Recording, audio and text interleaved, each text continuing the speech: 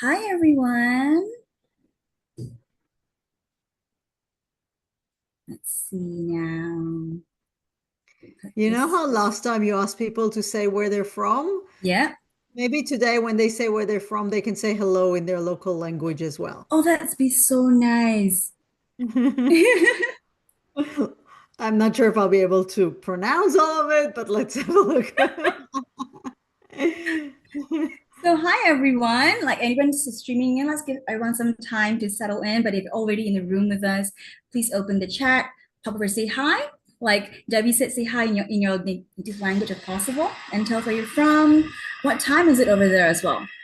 So, Unless it's 2 a.m., then we don't want to know because it will make us feel guilty. everybody, okay. I think I'll start just to make sure the chat function is also working.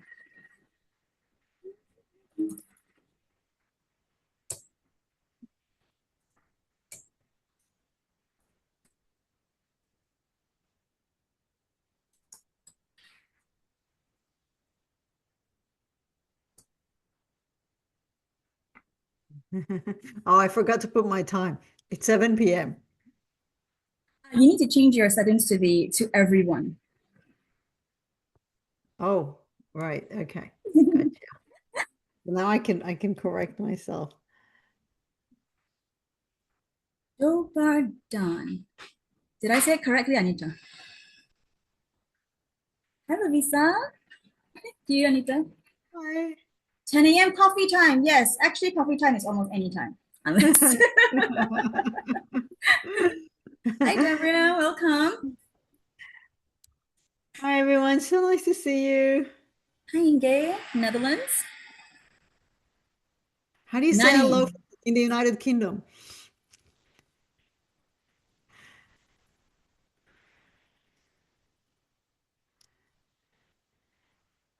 Gordon. Hello. 9 a.m. Ah, Patama Oh, from here, Thailand. finally someone is saying hello in their native language. Swazdika? Am I pronouncing Sawadika. it? Yeah. Swazdika. So I should know this better being from Singapore, but Sawadika and Sawadika is different based on your gender.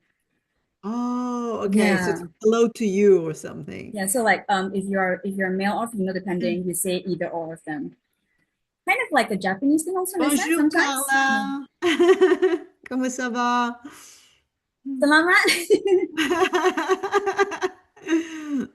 Hi everyone. Okay, so wonderful to have everybody here. So again, I'm gonna start off. It's already 4:02, so before we kick off, a very I good love morning. that. Ah, Buenos Aires. Rainy UK. I hope you have an umbrella with you. Aman. Alamat. Okay, so I will just start with a bit of housekeeping and all that, and then we can take off from there, all right? Sure. So, a very good morning, good afternoon, and good evening to all of you, wherever you're joining us from all over the world. It's so amazing to have you here. And for all of those of you who celebrate, I hope you all had a wonderful and beautiful Diwali celebration with your loved ones. I'm Geraldine from Sage, and your host for today's webinar titled CSR Engagement and Employability in the AI Era with one of our amazing Sage authors, Debbie Haski-Leventhal.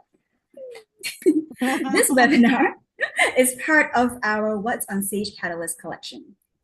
So, a little bit about Sage Catalyst is that Sage Catalyst was built with the intention of making knowledge more accessible to the modern day hybrid classroom, which is very in line with how Sage is all about building bridges to knowledge. So, just imagine everyone in your university having university wide unlimited access to hundreds of premium social science textbooks by Sage.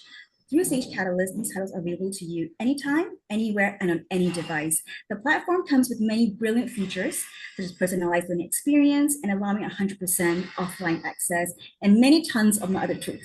But what is really my favorite part currently is that, yes, we also have alongside Debbie's latest third edition of Strategic Corporate Social Responsibility. And if you watch her LinkedIn video, it is her sixth sibling in her entire collection of publication titles. In her words, a very productive mom. So that's great. So Debbie herself, of course, needs no introduction. you, I guess, are all here for her. Yeah, there we go. With 6 publications under her belt, it's safe to say that she's successful, she's very accomplished in her field, and an expert at CSR, and our speaker of today's webinar. And on a personal note to me, and I was just telling her earlier, Debbie is a very inspiring individual with tons of very lovely and wonderful things to say. A very inspiring person in the business field, which I really think is amazing. So everyone here, you're here for a great time, okay? So, and with her with me, next to the picture is a very flattering photo of myself. I'm Geraldine from Sage, and I'm marketing manager joining you here today.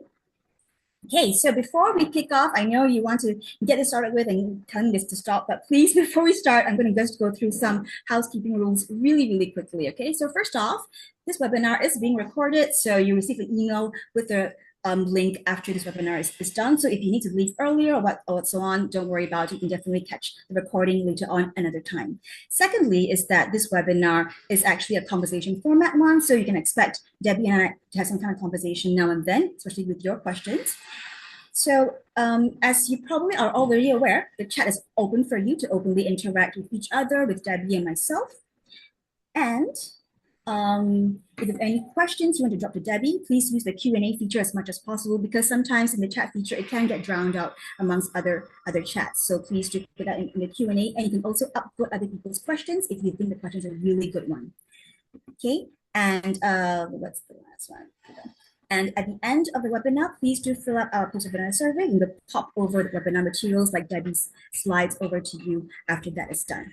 Okay, so now enough of me going on. I'm gonna pass this over to Debbie now to take it off with us. Excellent. Thank you so much. I'm just going to share my screen. All right. Welcome, everyone. I don't know how many of you participated in the first seminar that we had around CSR and AI. It's now available on YouTube if you want to watch it if you haven't participated. This one, we decided to run a little bit differently, so I will mainly talk for half an hour, and then we'll really open it up for discussion. So if you have any questions, maybe note them down, write them down, so you don't forget. And then, or you can write them in the chat or in the Q&A. And then after half an hour, we'll really get into the discussion. So today I want to talk to you about CSR, employee engagement, and employability in the era of AI, and how we can be responsible employers by looking into how can we help our employees not only increase their employability in the era where AI is stealing everyone's jobs. So before I came here, I was just taking my daughter to the math class that she has, and I was sitting there and I was reading the news a little bit. And they said there was a documentary aired last night on BBC, and it was talking about AI taking over our jobs. And then in the end, actually, the host revealed a secret. She said, "I'm not real, I am AI." And that was really shocking because you look at her, she looks so real. And so in today's world, we invented something to really take over the world and take over our jobs. And so as part of our responsibility, we really need to make sure that we continue to think about our employees' employability, meaningfulness, because if AI is going to take over so many jobs, how do we then find meaning in life? And so on. So that's a little bit about what I'm going to talk today. And so to start off, a little bit about myself, and you can scan the QR code if you want to connect with me on LinkedIn. As I keep on posting, I just posted today a little video from our most recent podcast, Rebels with a Purpose. So I talk a lot about purpose and impact and CSR and so on. So as Geraldine kindly mentioned, I'm the mother of 2 girls and 6 books, and I've got 3 editions of the Strategic Social Responsibility book. So the third one just came out, which is the cause of this webinar. And Make It Meaningful came out with Simon & Schuster. It became a best-selling book in Australia. And so I always try to use my knowledge, my ability, my writing, my teaching to create a positive impact in the world. And I'm a TED speaker, a public speaker. I love doing public speaking. It's my happy place. I know it's a place where a lot of people have anxieties about, and I used to too, but now it's my happy place. Just put me on a stage and I love it. So today we're going to talk about CSR and AI and employability. So I thought we'll start with a new definition of strategic CSR as it is presented in the third edition of the book. So, with a lot of thought about what CSR actually means, and there are so many different definitions, there are over 150 definitions of CSR. I thought we need to really focus on why we're doing CSR. Because CSR is not philanthropy, it's not giving money to charity, it's not volunteering, it's a mindset. It's a mindset of seeing the role of business in society as a servant leader, as a serving corporation that needs to create positive impact. So I thought, how should I really define it? And it's not about doing something here in your corporations and then fixing it with a bit of greenwashing and sustainability videos or charity money. It really is about taking a holistic approach. So the way I define strategic CSR is taking a holistic and long-term approach to creating net positive impact, meaning that we also acknowledge the negative impact that we create as a corporation, and we try to increase the positive impact. So in the end of the day, our positive impact will be greater than our negative one, right? And so you get a net positive social impact. And it's based on brand alignment. So you've got to be strategic about it. Think about what you know as a company, what you do best, where your talent lies, where your brand is like really well known for. And then you create an alignment with the way you create positive impact. So it's no longer random acts of charity, but being more strategic about how you tie your brand to your positive impact. Stakeholder integration and ethical behavior.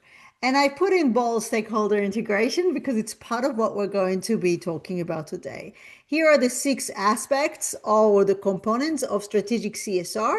And today I'd like to talk to you more about stakeholder integration. So I'm sure all of you heard the term stakeholder. We used to only talk about shareholders, but now we talk about stakeholders. And there are different ways of categorizing the stakeholders of a company.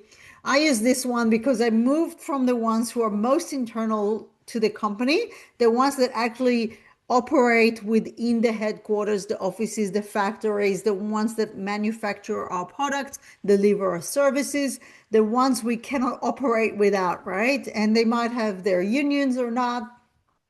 We have the management, which are also seen as employees, and the owners. All of them are really close to the core operations of the business. Then we have additional layer of stakeholders that really make the organization work, right? Without them, we'll not be able to achieve the goals of the corporation. So we've got the shareholders, if it's a public organization. We've got the customers who buy our products or pay for our services. We've got suppliers without whom we don't have the produce to work with. We've got the competitors, which seems like someone we want to ignore, but we take a different approach here. How can we work even with our competitors to create a positive impact?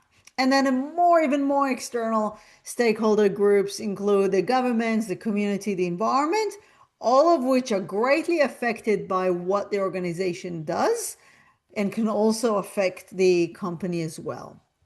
So as we know from Edward Freeman, 1984, a stakeholder is any individual, group, or institution who is affected positively or negatively by the achievement of an organization's purpose. So let's remember that stakeholders can be affected both negatively and positively. So if we want to create net positive impact, we've got to look profoundly into the impact that we're creating on each stakeholder groups and analyze the positive and negative impacts that we are creating for our employees, for the owners, for the shareholders, for the customers, suppliers. For example, employees, they are positively affected by the company because they get a job, they get maybe a source of meaning, a sense of affiliation, they get a salary, they get benefits. but it can also affect them negatively. It can cause burnout. It can make them tired. They have less time to spend with their family and so on. So for every stakeholder groups, we can think about the positive and the negative impact and try to work with our stakeholders to increase the positive, sorry, increase the positive and reduce the negative. Another definition of stakeholders, look at it as people who contribute either voluntarily or involuntarily to the wealth creating capacity of the business. And so they could become the beneficiaries of the business or the risk bearers. And usually it's not binary, right? It's not either or. Usually you both get positive and negative voluntarily and involuntarily. I mean, even if you're an employee, you completely choose to work for this company, you might have some effects on your well-being that you didn't choose. And so it's very important to remember that our stakeholders are really important for the success of the business and for its continuation, but that we always have some negative and positive effects on our employees and all of our stakeholders.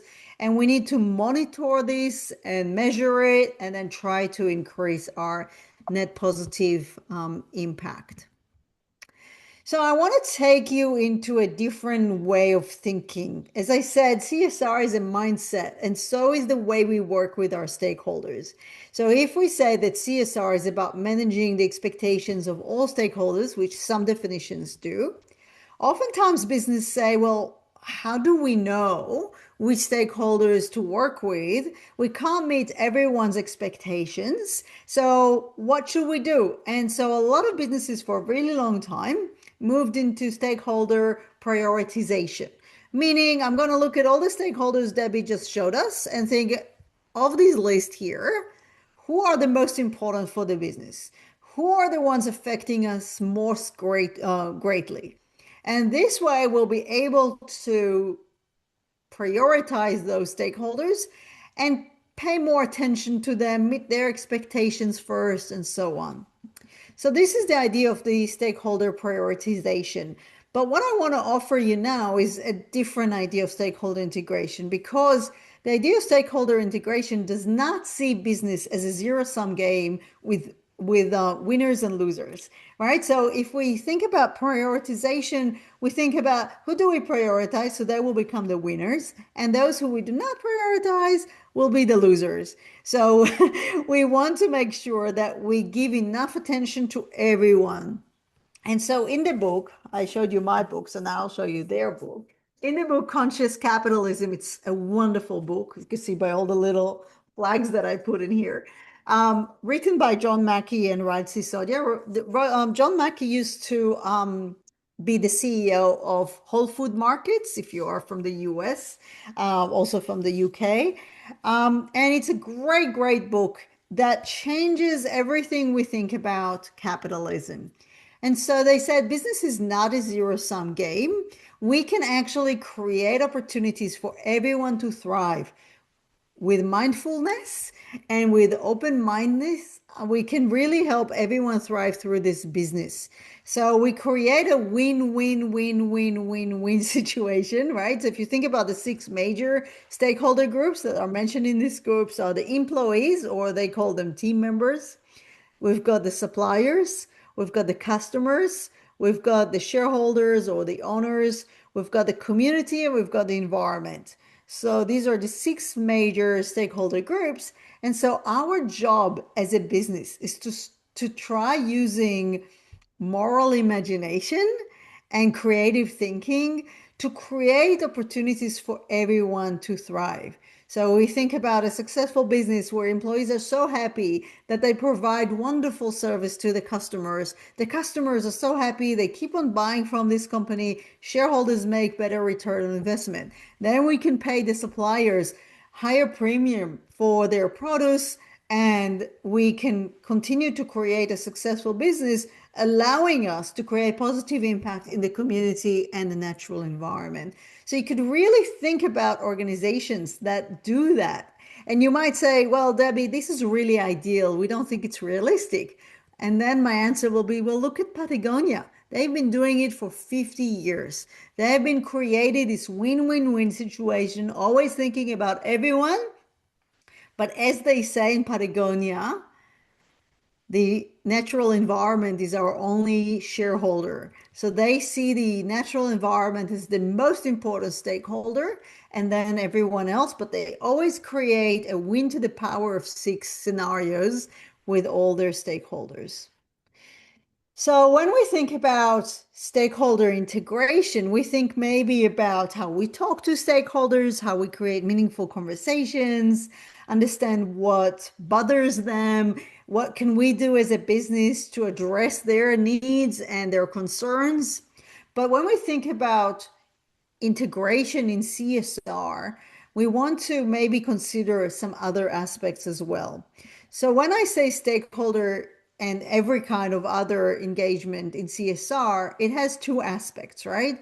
So if we take employees, as I will in this scenario, just so we can focus a little bit more about employees in the era of AI, employees are engaged in CSR. For example, they become champions for our social responsibility and sustainability. They volunteer to create positive impact. They might donate money and goods in times of crisis. So our employees can become a major player in our CSR, but also employees engage and have emotional commitment through CSR. We would all love to work for purpose-driven organizations. For me, I would love to work for the Patagonias and the Ben and Jerry's in the world if I was not an academic. But I am a professor of CSR and I love what I do, so I'm not moving just yet. But if I was to work for a company, I would really want to work for a company that is purpose driven, but also purpose enabling, meaning that we are creating opportunities for our employees to engage in and through our CSR to find their life purpose even while doing some work with us. We need to remember that it's not only companies that have social responsibility. Employees have social responsibility as well. We wrote an article about it on CSR congruence, which was published in the Journal of Business Ethics with Sage. Um, and so we show that employees have social responsibility, ESR. And so you can actually look or even measure the employees' ESR and the company's ESR and to see if there is a congruence between them and how they connect their identity and behavior around social responsibility to really walk the talk. So we started thinking, how can we do that more successfully with corporate volunteering? Let me stop first and explain what corporate volunteering means. So employee volunteering happens when employees start giving their time, knowledge, effort, and money for a not-for-profit or charitable organization, either during their working hours or afterwards. And oftentimes the company will organize these events or these opportunities for employees to volunteer as part of their commitment towards CSR and also towards their employees, because a lot of people feel like I want to do something meaningful and maybe my day job is not meaningful enough, but if I volunteer through the workplace, it makes my work more meaningful. Actually, in a large survey that we've done on employee volunteering, we found that the number one reason why people wanted to join corporate volunteering opportunities was that it made their work more meaningful. It can be paid or unpaid, meaning that you can get paid leave to volunteer or do it during work hours.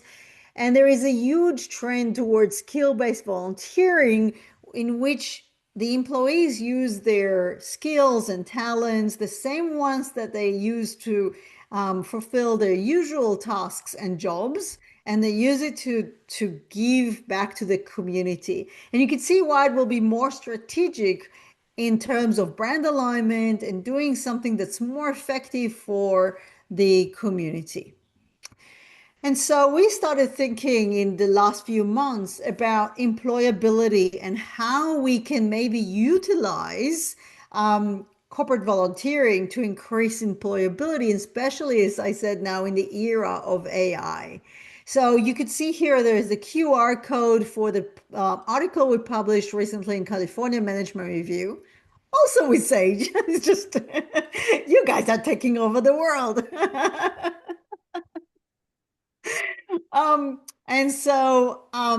We try to think about employability and how we can increase it via CSR. So, just to explain first, employability is not about being employed or not being employed. It's about the ability of a person to gain, maintain, and progress in employment, meaning that I have the skills, knowledge, personal attributes, experience, and career management that would make me more attractive for employers and would increase my likelihood to find a job. Of course, employability is not just up to me. Let's not blame the employee. It can also be about the job market. And right now, with AI taking over the world, we see that some jobs are going to be lost for AI and employability is going to decrease. So we have to think about this.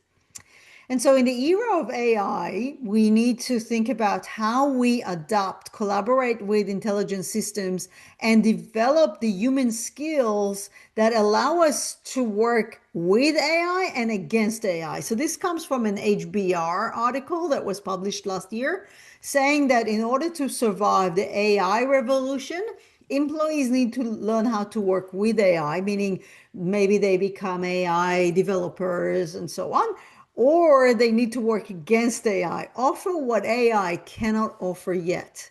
And so we thought about five different kind of intelligence that humans have and machines still don't have.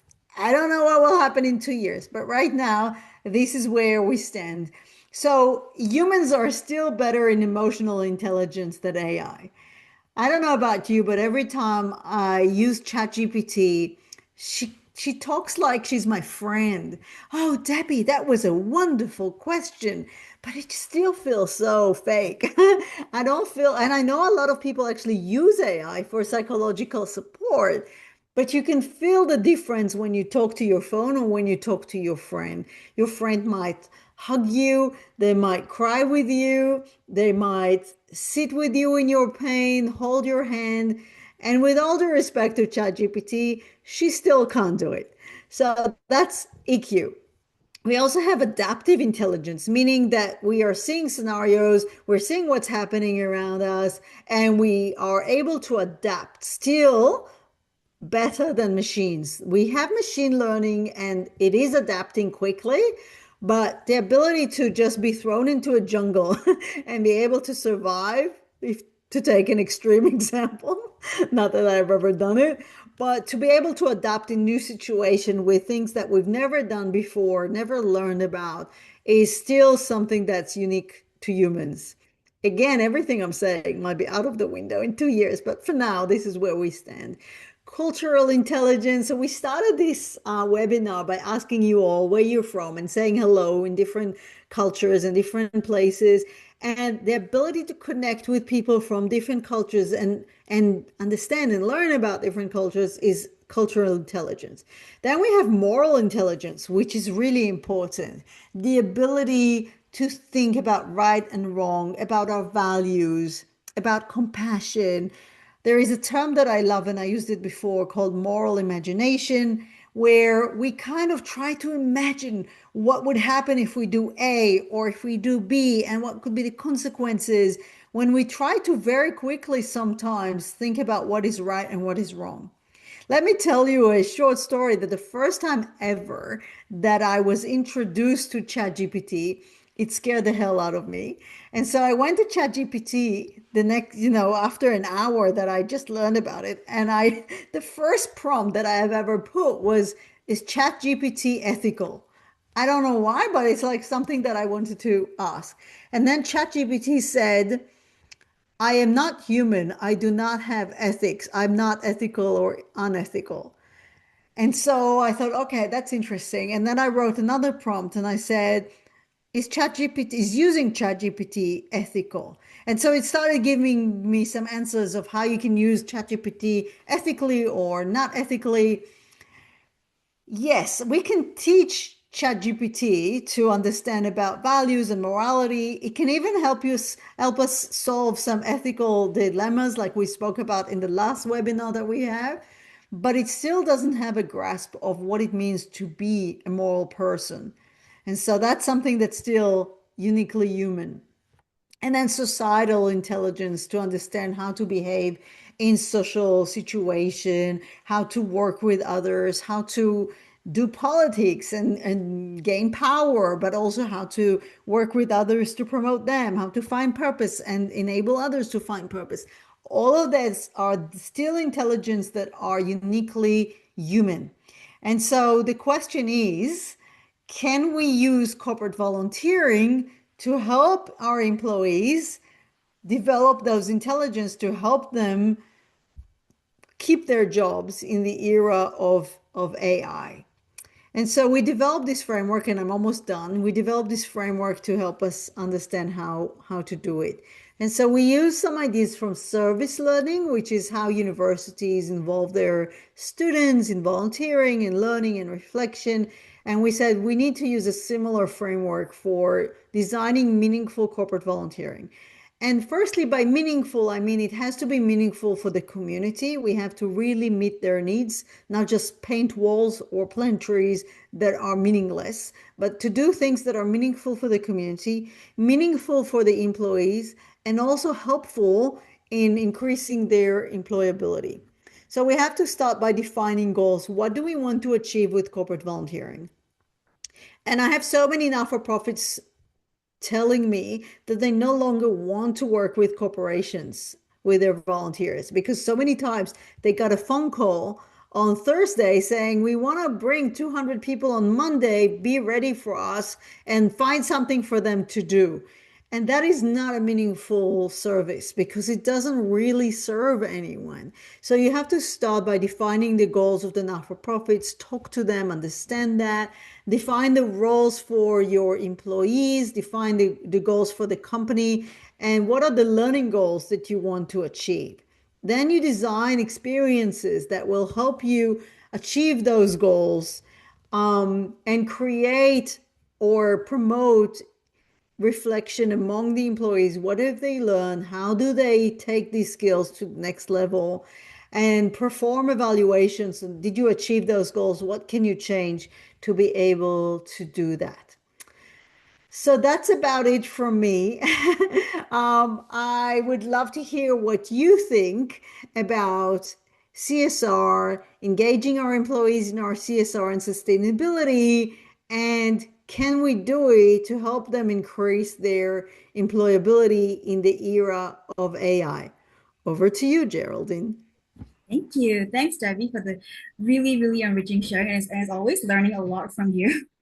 I took some notes and I realized that there was one of the multiple circles of all the stakeholders of a company and everything. And you mentioned about how even employees are part of a very important part, the stakeholders of any corporation. So how does strategic CSR tell us about helping employees to prepare for AI? Like, is that going to be important to help them prepare for this new generation? And why is preparing employees for AI even a part of strategic CSR? Excellent question. So when I teach CSR, I say we're going to start with one word. This is how I always start teaching the CSR courses that I teach. And I say we often think about the C and the S, but we don't think enough about the R. And the R stands for responsibility. We have a responsibility towards our employees. We need to be accountable. If we think that in the future, half of them are going to lose their jobs to AI, it's our responsibility to do something about it. And I remember meeting the CEO of one of the biggest delivery companies in the world, right? So like FedEx, but not FedEx. Okay. Has the same initials as me, but I'm not going to mention which one. But the CEO, CEO was standing there talking about their CSR. And then I remember it was like 5, 10 years ago. And I raised my hand and I said, how are you going to prepare for a time when maybe there'll be self-driving cars and drones delivering things? What will you do with your employees? Are you preparing a plan B for their employability? And his answers just shocked me. He said, it's not going to happen. And I just went to the supermarket today and there were hardly any employees because everyone checks out themselves. You've got like you can check out on your phone. Automation of work is taking a lot of jobs away from people. And we need to really think about how we act with responsibility, um, that we enable our employees to find employment. And that's part of our CSR. We have a responsibility towards our employees, especially if we're going to let so many of them go. And if we do, we have to really think now what might happen 2 years from today and how can we help them develop the skills to either stay employed with us or find a different employment elsewhere. But it's part of our responsibility towards our employees. We don't just need to give them a safe workplace and pay them fair salaries. We need to take care of their well-being. And if there's going to be massive layoffs, then obviously it's going to affect their well-being. So that's why it's part of CSR. That's really interesting. I mean, I think in a sense, a lot of corporations probably are trying already, quite busy at hand to manage the current situation. Like you were saying that the delivery company CEO with the same initials as you, um, probably himself didn't even comprehend to what extent this would impact his business. And if he was not able to even comprehend back then, possibly he wasn't able to forecast and plan ahead. Possibly. I mean, I'm just hoping. But hold on. There was a really interesting question from Jeanette. I'm gonna answer this live. Yeah. That's still live. Okay, so positive or negative net social impact implies that social impact can be quantified. Is that always the case? How would we quantify systematic transformations that bring about indirect impact? Excellent question. I'm actually writing another paper to JBE right now, trying to show how we can quantify social impact. I developed a new tool. There are some tools already existing for quantifying social impact, such as SRI. SRI helps to social return on investment, helps to quantify the social impact that not-for-profit or social enterprises or companies can create. So we do have some tools to help us quantify. They're not perfect, and maybe we don't have to quantify everything that we do, but when we start quantifying it, when we start measuring our positive and negative social impact, then we are able to benchmark ourselves and against others and to say, okay, we've achieved that much social impact. Next year, we want to do better. And so quantifying our social impact is really critical to be able to maintain a positive net impact over the long term. So it's also part of our CSR because we are to be held accountable to all of our stakeholders. Part of it is reporting on our impact, including our negative impact, which a lot of companies don't like doing.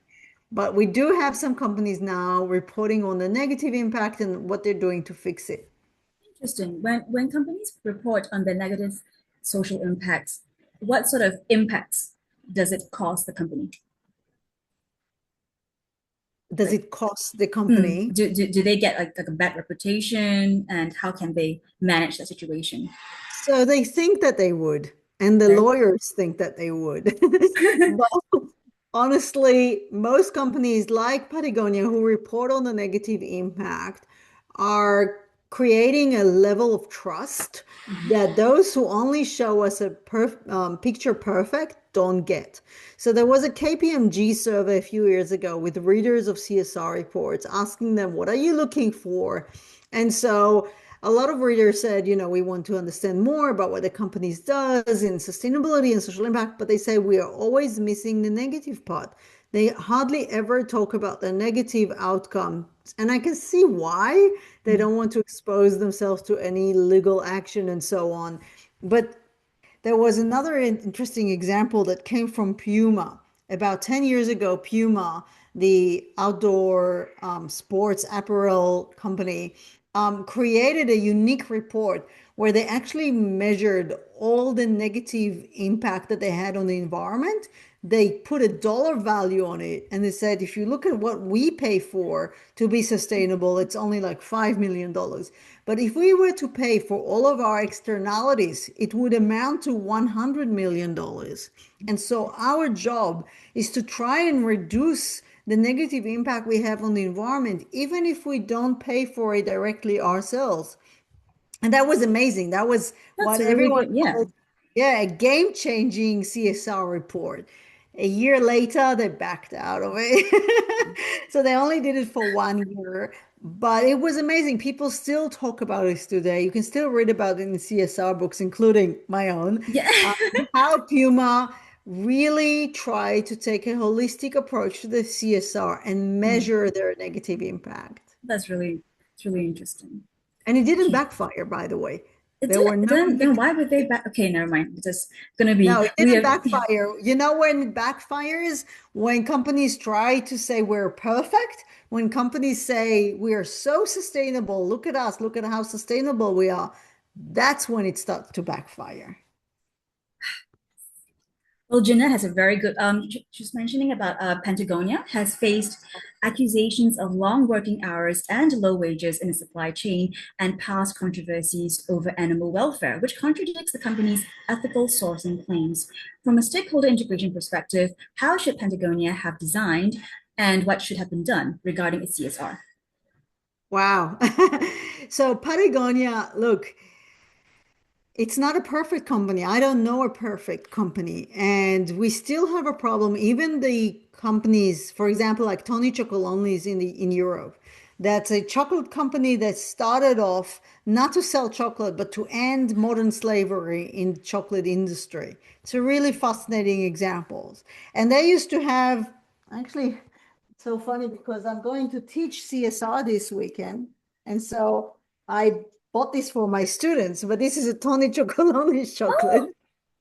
And oh, I it don't says have that in here, Singapore. yeah, we do have it in Australia now. But it says we're crazy about chocolate, serious about people, and we exist to end exploitation in the cocoa industry, not just in our company, but in all the companies. Yet they had to actually acknowledge that even with the best intentions, their very long and complicated supply chain is contaminated with modern slavery. So it used to say 100% no slavery, and now it says working towards 100%. So even the best intending companies like Tony Chocolonely, like Patagonia, with high level of transparency. Patagonia, actually, if you go on the website, for each piece of clothing that they sell, you can get all the information there on how it was manufactured, by whom, in which countries, using what materials, and so on. But it's really difficult to have a multinational company and not be contaminated by modern slavery, sweatshops. We need a more collective and holistic solution to that than just companies acting alone. So I think Patagonia is working very hard towards its number one stakeholder, which is an environment, and secondly towards all their employees, but they can do better, but they are working towards a better solution. Yeah, I think that the key thing you said is there's no perfect company. Every company is trying, and we're kind of all stuck in this system, right? Whereby this is how things work, and it's kind of a chicken and egg thing. There's so many corporations that fit into this system because the country is like that, and vice versa. So how do you get out of the system, etc., so on and so Yeah. forth. But we can go on for forever. But that one is also linked to the sustainability thing that we had the previous time. One from Helena is that is there a certain amount of hours or type of work in corporate volunteering that is required to increase employees' meaningful work? It's a really good question because it's not about the number, it's about the how. So let me give you an example. The National Australia Bank, NAB, they used to send their employees to plant trees and paint walls until one day they said, what are we doing? We're a bank. What we know about is money, right? And so they've decided to change their entire corporate volunteering program to be more skill based. And so then they started sending their employees or working with their employees on financial literacy, working with indigenous businesses, microfinance, and so on. But they've also realized one more thing because they used to give their employees 2 days a year to volunteer and you could get paid leave. But they said most people don't volunteer over 2 days. Most people volunteer 2 hours a week. So they said, you know what? We're not giving you 2 days of paid leave. We're giving you 16 hours, and later it went up to 24 hours and so on. And we said, we're giving you 16 hours, and you can use these hours as you find fit to volunteer.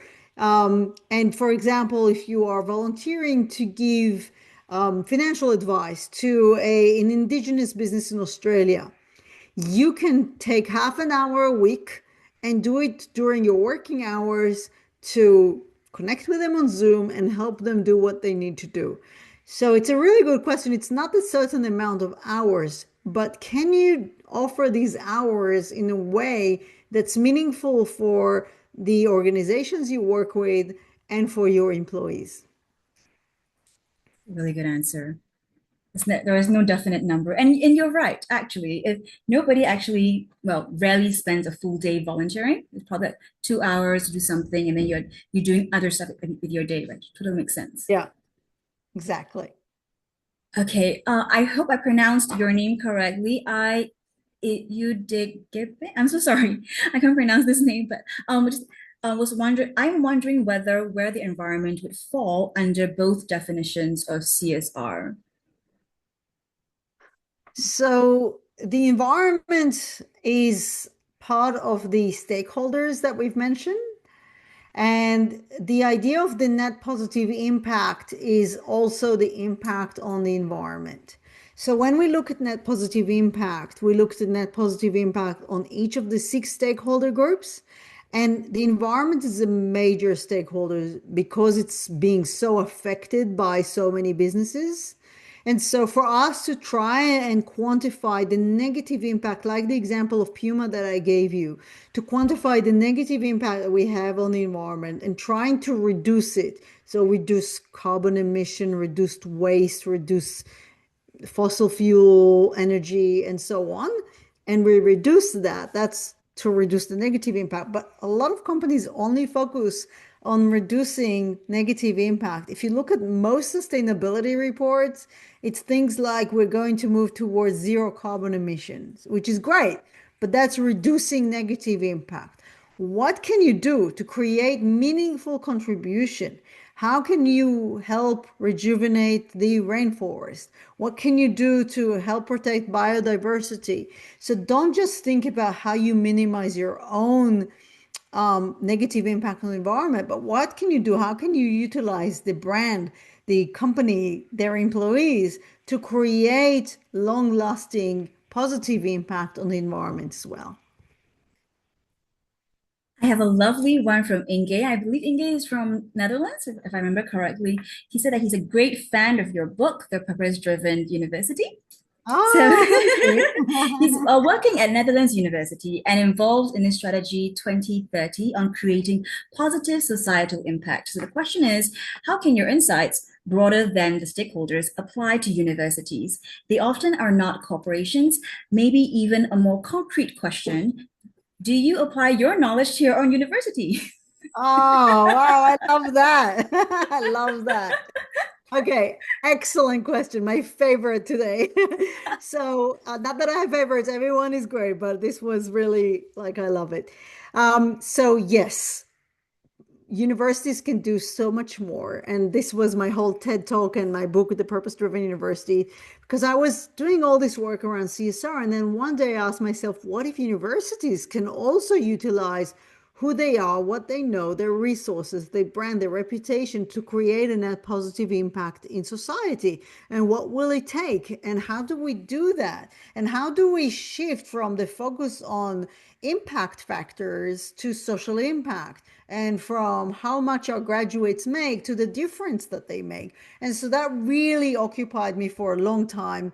I started in my own university a few years ago, something that I call the Transformational University Initiative, where we work with a major group of stakeholders to try and enhance our positive impact. And it's funny, I just met yesterday with our Deputy Vice Chancellor of People and Culture to talk about creating more positive impact in our own university. So we do a lot of work in working with our stakeholders. We are privileged to be working within a business park in Sydney.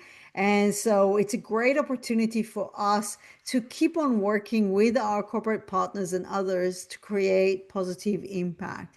One of the companies that I love working with is actually positioned in Singapore. It's Singtel and its daughter company Optus, and I do a lot of work with them on CSR. So it's about how do we use our knowledge as researchers and academics in our teaching and in our research to create a positive impact. And that's the way I define my life purpose as well. Well, Inge says, thank you so much. Can I be in touch with you? Of course. You gave the favorite question. Of course you can. So firstly, I put the link in. You're more than welcome. Let me put it up again. You're more than welcome to connect with me on LinkedIn. Here we are. So if you want to scan this, and I'm also happy to share my email and to hear from all of you. Really would love to connect. Hey, you know what? If you guys want, what I can do is that after the survey and all that, and those who want to receive the post-webinar assets, I can just include Debbie's LinkedIn profile URL together in the email, so everyone gets a really quick like link That straight to would her be profile. amazing. Yeah, And no actually, the problem. last webinar, we had some answers on the survey from people who want me to come and do guest lecturing for their CSR course. If you're going to adopt a book and you want me to record a short video for you, I'm so happy to do this. So if, for example, there is a concept that you want to introduce to the class, maybe strategic CSR, maybe something else, and you want me to record a short video for you, I'm more than happy to do it. And if the time difference allows and you have a big class, then I'm also happy to do guest lecturing for you. So you can do all of that on the survey that Geraldine is going to send to you. Yep. Okay, hold on. There's this. Okay, this one I'm also particularly interested to hear. So it's from Yeah. Elizabeth. Which suggestions would you give to companies struggling in a difficult economic situation, like, for example, a longer recession? Mm. It's really interesting because I don't know if you remember, it depends on how young you are. But in 2008, we had a huge global financial Yes. recession. Um, And so there were studies done on companies because in many companies, the first thing that they cut was the CSR initiative, right? So no more money for corporate volunteering, no more money for charity. We have to survive. And it makes sense. It makes financial sense. The companies that did not cut down their CSR, that even increased their contribution to society in these difficult times, when the financial crisis ended, they did a lot better. They were much better off than those who did cut down on their CSR. There, these companies show their stakeholders that they care, that it's not a trend, it's not a phase, it's not a sideshow for them. CSR is at the core of what they do, and they see that as part of their role in society. And they succeeded a lot more over the long run. So, yeah, maybe you need to find creative solutions to save some money, but don't close down your CSR department when recession hits because you will be much better off when things get better. That's interesting because I read somewhere, and of course, this is an opinion, that some people say that having CSR is actually a luxury.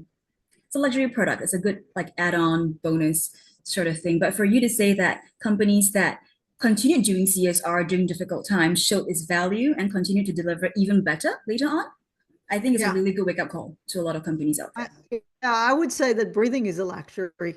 You've got to do it.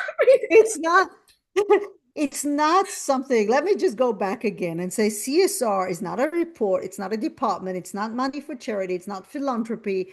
It's your understanding that if you're a company acting within society, depending on society for your employees and customers, you cannot just maximize profit at any cost. This is no longer an option.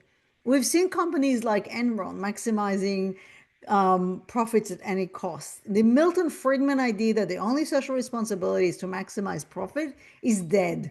So we've got to really understand that CSR is not a sideshow, it's a must. And we've got to do it. It's not an option. It's definitely not a luxury. It's almost saying like, yeah, we have the financial reports. That's a luxury. No, it's what you've got to do as a business. So right. And I have to tell you guys, one of the first things that Debbie said to me, and because of that, I actually love her for it, is that she wants to educate business students. Hopefully, the next generation will be the ones to realize that CSR is not a luxury; it's a mandatory thing, and you have to take care of the world, the environment, and everything to continue operating as a business and as a Absolutely. species. I agree with this. And Elizabeth says, "That's so good to hear and relieving. Thank you a lot." Okay, there's one from, again, I'm sorry if I mispronounce it, Olive Fume. How can corporate social responsibility initiatives in the AI era enhance employee engagement while also improving long-term employability in a rapidly evolving job market? I thought I spoke about it for half an hour. In summary, I So guess. again, so CSR means responsibility towards your employees. We've got to think about their employability, but also about their impactability, their ability to create positive impact when they work with us. Not that they don't just work for us, they work with us and they become our partners. And so it's a different way of looking at our employees. So many companies say, oh, our employees are the family, we're all one family, but they don't really mean it. If you really mean it, then you take care of your family, right? So you take care of your employees, even when things are tough, even when things are changing rapidly. You don't just lay off 10,000 employees in one day to save tons of money, but also kind of destroy the essence of the company. So you really have to think about the employees. You've got to think about morale. You've got to think about trust. And so all of this together is part of our CSR. CSR is about trust. It's about transparency. It's about responsibility. And it's about working with our team members to be able to achieve all of that. And in the era of AI, companies who will do that well will be able to survive what lies ahead. Okay. Now, Christus asks, can CSR really humanize AI, or will AI corporatize CSR? When companies use CSR to promote AI for good, are they genuinely serving the society or simply building moral legitimacy for profit-driven automation? Wow, this is deep. Oh, two big Yeah. questions. Okay, let me start with the second one because it touches on why companies are doing CSR. And it's usually some kind of a combination of three drives, right? There is the moral motivation. We do it because it's the right thing. We do it because we have a role in society. We do it because we cannot operate without society and without a social license to operate. Then there is the relational drive, the relational motivation. We do it because we want to maintain good relationships with our customers, with our employees, with the government. We don't want to be regulated so much. That's the relational. And then there is the instrumental one, which is great for the brand. It's great for our performance. We might be able to sell more products if we do it well. And it's usually not just one of the three, it's usually a combination of different levels of each of these three.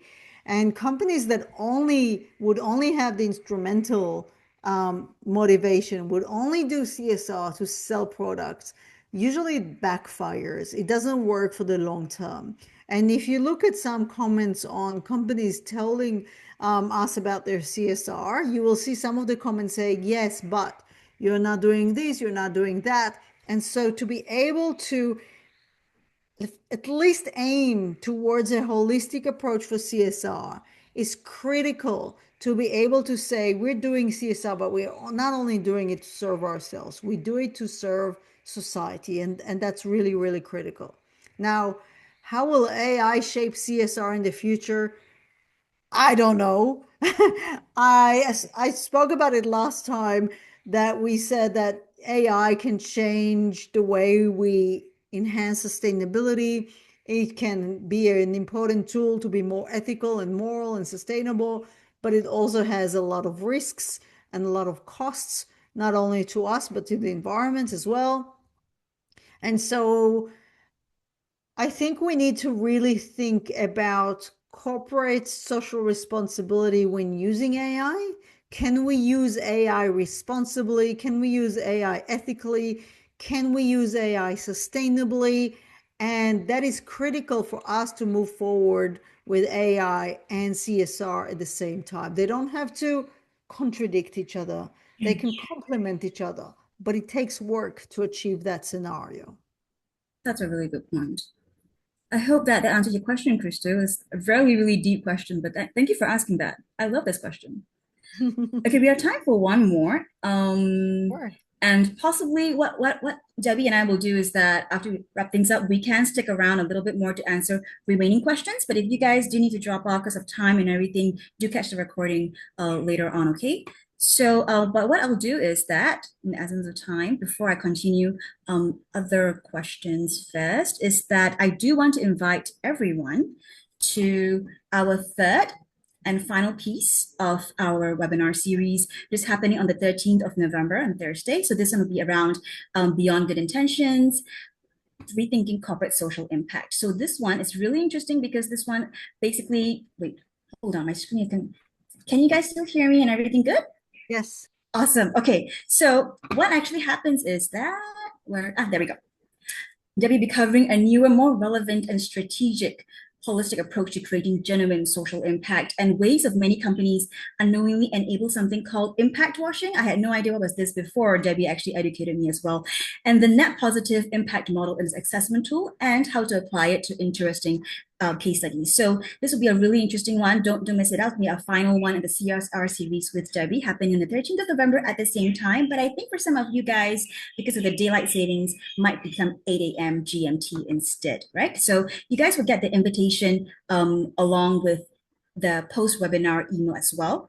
Or also when you reply the survey, I'll also send you the link. So don't miss it out.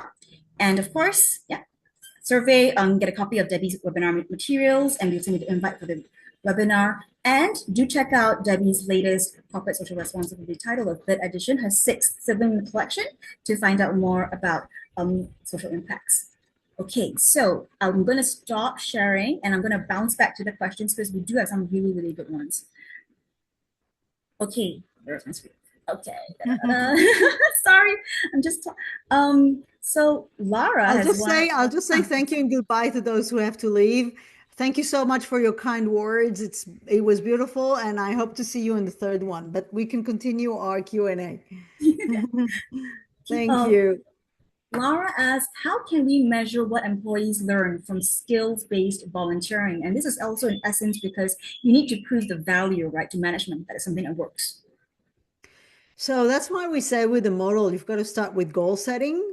What kind of learning goals do you have? So if I start any course in the university, I have to start with what we call ULOs, which is the unit learning outcomes. What do I want the student to be able to do by the end of this unit, right? Or this course. So I will always say by the end of this, students should be able to do 1, 2, 3, 4, 5. And then I have to see towards the end, can my students actually do it? I feel very confident after teaching them CSR that they will be able to run a CSR department in any organization. They have enough knowledge to be able to do that now. And so we have to ask ourselves, what kind of knowledge do we want or competencies do we want our employees to develop before we start designing the corporate volunteering? And I spoke about the 5 different intelligence that we can develop via corporate volunteering. And so it's important to find some indicators. There are great existing indicators for EQ, for other intelligences. And so you've got to look at the indicators and measure it. And you can always work with academics. We're happy to do that research with you. I know Debbie will be more than happy to work with any for the As research. much as time provides, yeah, allows. Okay, there's one from Rion that says, thank you for your generosity and imparting your insights. Is being listed ongoing public somehow constrains companies' capacity for CSR as they always have to please? It's a great question. And for many years, we thought if we have shareholders, our most important responsibility is towards the shareholder. That was called the shareholder primacy. And the idea was that we must maximize profit. And that was the purpose of the company. It was even legally bound. But now an increasing number of companies understand that we cannot just maximize shareholder value at any cost. And in fact, there are some companies where the shareholders started demanding, like in Amazon, started demanding that the company will become more sustainable, because when a company is sustainable and responsible, it can also yield better returns for shareholders over the long run. As a shareholder, I wouldn't invest money in a company that's very unsustainable. If you are the biggest plastic polluter in the world, I would not want to invest in that company, because even if I don't think about sustainability, I just think about risk management. I wouldn't want to invest my funds in a company that I think will be at risk 5, 10, 20 years from today, because it depends too much on fossil fuels, it pollutes too much, and so on. And so for us to understand that shareholders now have an interest for the company to be more responsible and sustainable, and that the company has to be accountable not just towards the shareholders, but to all the other stakeholders as well, that changes everything that we do. That's why I'm talking about a mindset and not just about practices. Very deep answer again. I'm sorry, I will just jump to answer RD really quickly. The feedback will come, the survey will pop up when we end the webinar, and you will also get the link to the survey via Zoom later on as well. So don't worry about that. Okay. But adding on to Rion's question previously, also asking, would delisting, on the other hand, be a good strategy for a company to focus on long-term impactful initiatives without constantly worrying about shareholder expectations? Sorry, could you repeat that? Would delisting, on the other hand, be a good strategy for a company to focus on long-term impactful initiatives? Oh, okay. Yeah. Okay. Oh, I don't know. I don't have the data on that. I know, for example, that Patagonia refused to be public because Yvonne Chin had said once we have shareholders, it will change the DNA of the company forever. So on the one hand, yes, you have to be more accountable towards the shareholders. You have to have ESG reports in many countries. If you have shareholders, it could actually promote higher levels of sustainability and impact. But on the other hand, it does put more pressure on maximizing profit at any cost. Okay. One from Dennis. To what extent should universities engage in CSR considering their other core priorities? How can CSR principles be effectively integrated in the curriculum? Another great question on my favorite topic. So I really see a major change in many universities and how they approach now their responsibility and sustainability. Um, so, for example, I work with Taylor University in Malaysia, and they really implemented everything that I talk about in the Purpose Driven University book, to the point where even being best for the world and not being best in the world is now their logo. It's amazing when you come Brilliant. up with a sentence and it becomes somebody else's logo. I love that. So there are universities that are really implementing more around these. We know, for example, that ranking, like the impact ranking of times of higher education, made a huge difference. A lot of universities now talk about the work towards the Sustainable Development Goals. It really becomes a mainstream within higher education, where we no longer just worry about our ranking and our graduate income, but around the impact that we can create with our stakeholders. And it's also coming into the curriculum. So in 2007, the United Nations came up with the Principles for Responsible Management Education, whereas business schools now have to think about how they teach business management and how they work with all of their stakeholders to achieve those principles. And that made a huge impact on how we see universities and business schools operate, and the curriculum has changed. I could tell you from my university that this year, for the first time ever, CSR became a core unit. Yes. Yay! Because I asked for quite a few years now, but I asked, how can we send MBA students to lead businesses when they Mm. don't know anything about sustainability and business ethics and CSR reporting? It's irresponsible to do that.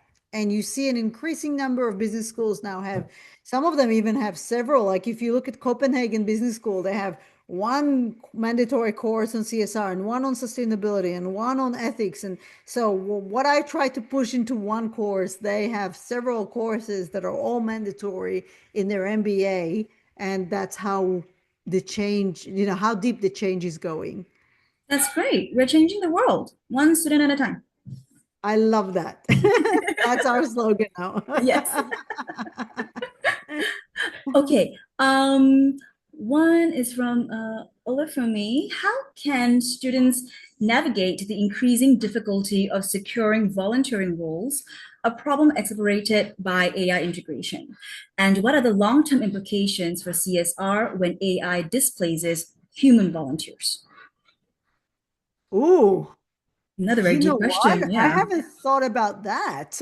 I should have, but I haven't thought about AI replacing volunteers. Now that's really interesting. Um, Wouldn't that be a good thing though? Like if AI was able to do a part of volunteer work, of course not the movements and stuff, but possibly like administrations back end, it could help these non-for-profits I and would love for charity. AI to help not-for-profits and community organizations, but I would really hate for it to replace volunteers because volunteering is the essence of civil society. It's so important for the volunteers themselves. The human connection, the trust. I've done so many studies on volunteers, and I've seen how service recipients who were really hurt by the establishment in the institutions and they were like, we don't trust anyone, they still trusted volunteers. So if AI is going to take away that, then we're really Hmm. doomed. No, Then it's linked to it's your a circle, really, right? The it's a five really things. great question. You really like got me thinking now, because Yeah.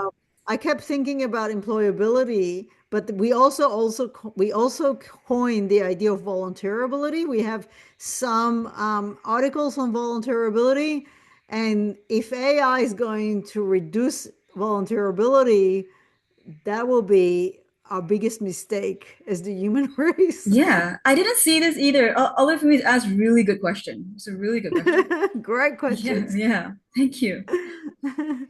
Okay, Rion. Oh, this one we already answered. Okay, all for me again. Do you think supporting integrating AI learning and use into academic curricula, viewing AI as a tool for developing student adaptive intelligence? Do you Hmm. support that? Hmm. Well, it's not black and white. It's not yes or no. It depends on so many different variables. Um, Let me share a story with you. I hope I didn't share it last time, but it doesn't matter. So I am I'm teaching CSR, and when I get to business ethics, I talk about values and corporate values. And I have these kind of exercise that I run with my students, and I ask them to write down their top 5 values. And then I ask them to delete one and then delete another one and delete another one. And they hate me so much for doing that to them, even though 5 minutes ago they didn't even know what their values now were. But once they wrote them down, they find it so difficult to delete those values. And we talk about value hierarchy and how we sometimes have to give up one value like honesty to maintain another value like friendship. And so we talk about that. But the last time I was doing it, I actually saw some students giggling, and I said, did you ask ChatGPT what your values are? And they said yes.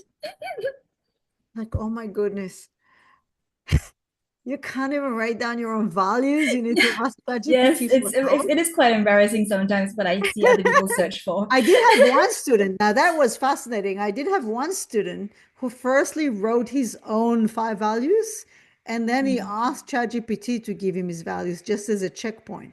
And 3 out of the 5 were the same. So that's a Oh, bit scary. It goes to yeah. how much AI knows us already. So we've got to understand that AI is here to stay. Students are going to use AI. How do you do it successfully? How do we teach them how to use AI in a responsible way?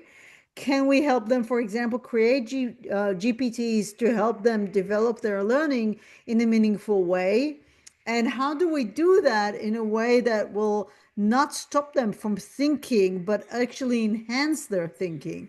That is not an easy challenge. One exercise that I've seen used was that you give the students a question, you ask them to actually use AI to come up with the answer, and then you ask them to criticize the answer. So this way, you know that they're using AI, but you get them to think critically about what they're learning. And that's something that we can do in the curriculum. So yes, we have to talk about AI. When we teach CSR, we have to talk about AI in CSR. We've got to understand that the students do use AI, but how can we do it in a more meaningful way? Yeah, I think it's something that's quite impossible to say like it's not going to happen. It's already everywhere, and even if you tell them don't use it, they're definitely already using it. There's no Yeah. real hiding from it. There was a really interesting research that was done on brains. This neuroscientist, what he did was that he did a scan of a brain that uses AI and one that doesn't. One that asks ChatGPT basic questions and one that doesn't. And you can see the brain functions for the one that doesn't use ChatGPT. Actually, the neurons connect a lot more. So what is worrying is that if we are relying so much on AI to answer our basic questions, we might actually slowly lose our function to think critically, which is not great. And ideally, not. Or to I'm being think very optimistic clearly. here, but yeah, I'm being very kind in saying this. But let's not do that. Let's especially for students, right? So even when I was visiting universities and everything, every student can outwardly tell me, "I'm already using AI to write my papers. What can my prof do?" And that's Yeah. a really difficult question to answer. And the fact is that we cannot do much, but I guess it comes down to their attitude and their own self-learning mindset. How much pride do they take in their own learning and therefore discovering more in the future? Yeah. Okay. We have one time one, oh my goodness. Let's do Okay, one more one more question and question, then yes, we'll wrap because it we up. yes, why is there still so much focus on CSR when the current buzzword is ESG? Is there a fundamental difference between the two concepts? Whenever I conduct CSR related research, my colleagues criticize me, arguing that CSR is outdated. I'm sorry, Rion. It's a good question. So let me just explain the difference. ESG stands for environmental, social, and governance. And ESG is usually a mandatory report that listed companies, have to deliver to their shareholders. And it is a tool for CSR. So ESG report is a tool for us to measure and report on our social responsibility. If we think about the word responsibility, which, as I said before, is the most important part of CSR, then you see, okay, we have a responsibility towards our shareholders to report on our environmental, social, and governance performance, but it doesn't end there. So I see ESG as a tool for CSR, as a means to an end rather than the end itself. And the end itself is taking a holistic approach to our responsibility to create a net positive impact, meaning that, like Lush, the British body care company, says, we have the responsibility to leave the planet more lush than we found it. So having a net positive impact means that we try to operate as a business and make sure that the world is better off because of that. And most companies, 95% of them, don't do it yet. That is why we're in the mess that we're in. And we've got to change the way that we do that. So, the way I see it, CSR, when done well, not as philanthropy, but as a holistic approach to responsibility, is the broader idea, where ESG is just yet another tool we can use to enhance our CSR. Brilliant. Okay, so that will be our final question. Thank you so much again to everyone that's attended our webinar. We hope to see you at the next one on the 13th of November. Do register for that. But it's been a pleasure being your host today, and I hope you enjoyed the webinar. So we'll see you again next time.